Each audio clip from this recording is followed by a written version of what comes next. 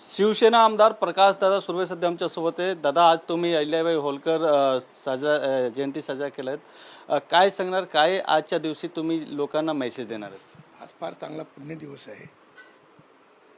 पुण्यश्लोक राजमाता अहिल्या देवी होलकर यांची जयंती आहे आणि जयंतीनिमित्त त्या समाजाच्या सर्व लोकांना वेगवेगळ्या ठिकाणी वेगवेगळे कार्यक्रम घेतले होते. त्यांनी मला विनंती केली होती की आम्हाला त्यांचा पुतळा बसून द्या, अहिल्यादेवी होलकरांचा पुतळा बसून द्या. त्यांनी पुतळा बसून दिला, रोडचं नामकरण करून दिलं. त्यामुळे ते प्रचंड खुश होते. तर त्यांनी आज जयंतीला मी तिथे हजेरी लावली.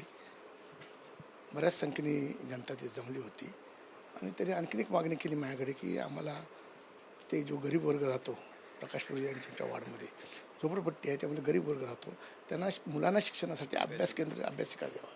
तर त्याचंसुद्धा उद्घाटन केलं. त्यांना अभ्यासिकासुद्धा आम्ही बांधून देत आहोत. कधीपर्यंत सुरू होणार आहेत आणि त्याच्यामध्ये काय काय सुविधा देणार? अभ्यासिकेमध्ये जे अभ्यासिकेच्या संपूर्ण सुविधा आहेत त्या आम्ही पूर्णपणे त्यांना देणार आहोत. त्यामुळे विद्यार्थी चांगले शिकून आणखी पुढे चांगलं एज्युकेशन घेऊ शकतील. टोल नाक्याच्या जवळ एक ब्लास्टिंगचा व्हिडिओ अनेक दिवसापासून व्हायरल होत आहेत.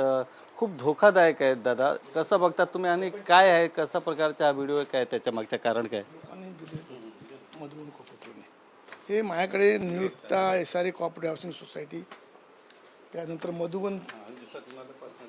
मधुबनचे असे 2-4 सोसायट्यांची तिथल्या बाजूच्या माझ्याकडे अर्ज आले. ती लोक आज मला भेटली.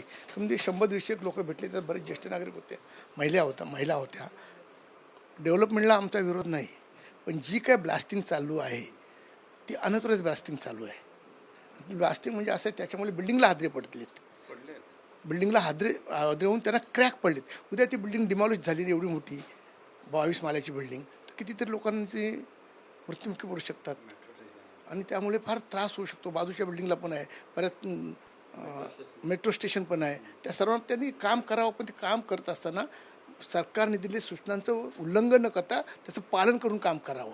म्हणून त्याच्यावर आज जे बिल्डिंगवर जे काय झालेले आहे, हादरे बसून बिल्डिंग धरी पडलेली आहे, त्याच्यासाठी आम्ही आपला महानगरपालिकेला त्याबाबतीत मी आज पत्र लिहितो आहे आणि त्याच्यात अशा लोकांवर कडक कारवाई करून बिल्डिंगच्या जे रिपेअरिंगचा खर्च आहे त्यांनी द्यावा, एवढीच आमची त्यांच्याकडे मागणी असणार. पण जे ब्लास्ट करणारे लोक कोण आहेत आणि कशा प्रकारचं काम चालू होतं?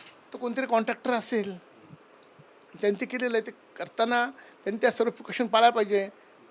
आवाज होऊ नये म्हणून नॉईज बेरियर गार्ड वापरले पाहिजे होते. ब्लास्टिंग करत असताना मुंबईमध्ये ब्लास्टिंगला अशी पण परमिशन नाही आणि दिवसा काही वेळ दिलेला असतो त्याच्यामध्ये, त्यावेळेचं त्यांनी पालन करायला पाहिजे होते. कंटिन्यू रात्र पण तुम्ही ब्लास्टिंग करा, त्याचा आवाज अख्ख्या जनतेला होतो. तर बाजूला वन खातं आहे, पशुप्राण्यांना पण त्याचा खूप त्रास होतो आहे.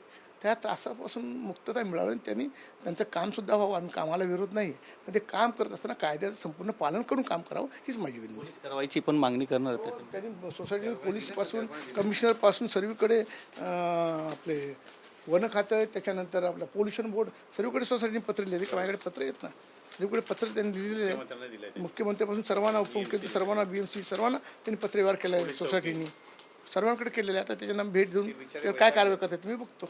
पण एवढा पत्रव्यवहार केल्यानंतरही जर कारवाई झाली नाही तर पुढच्या पाऊल काय असणार आहेत? कारण स्थानिक जे लोक आहेत त्यांना खूप त्रास आहे. लोकांनी पत्रव्यवहार करून त्यावर कारवाई झाली नाही म्हणून ते माझ्याकडे आले, आमदाराकडे आले ना, म्हणून मी तिथे जाऊन व्हिजिट केली त्यांच्याबरोबर. तर लक्षात आलं खरं आहे, तर सत्य आहे, त्याला न्याय देणं हे आमचं काम आहे. दादा, अजून एक विषय आहे. मनोज जरांगे पाटील उपोषणावर बसले होते, पण सकारात्मक चर्चेनंतर ते आता माघार घेतले आहेत. कसं बघतात तुम्ही? ते बऱ्याच वेळ उपोषणाला बसतात, चांगली गोष्ट आहे. मराठीसाठी लढत आहेत, त्याबद्दल पण चांगली गोष्ट आहे. पण ते उपोषण करून त्यांच्यावर सकारात्मक चर्चा होते, परत पुन्हा पाठी घेतात, ती पण चांगली गोष्ट आहे. ते चांगले लढत आहेत, त्याबद्दल आमच्या त्यांना शुभेच्छा. व्हिडिओ जर्नलिस्ट नरसिंगचा गोविंद ठाकूर, TV9 मराठी, मुंबई.